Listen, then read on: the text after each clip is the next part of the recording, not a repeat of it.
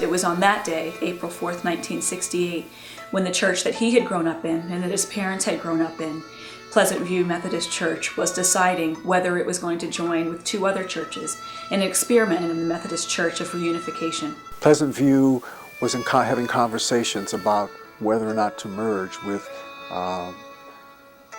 Hunting Hill and McDonald Chapel, two white congregations, Pleasant View being an all-black congregation. All three congregations were struggling.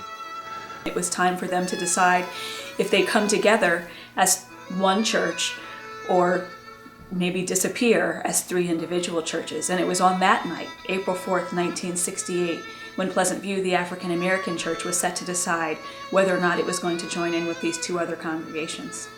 And so they're in the midst of having the discussion. Do they lose their membership?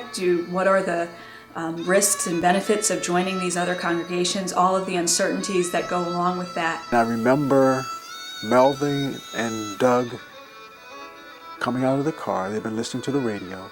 They came up and they announced that Martin Luther King had been shot. And everybody was kind of quiet.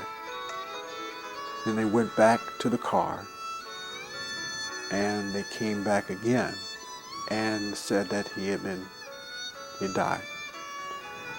And we paused for prayer.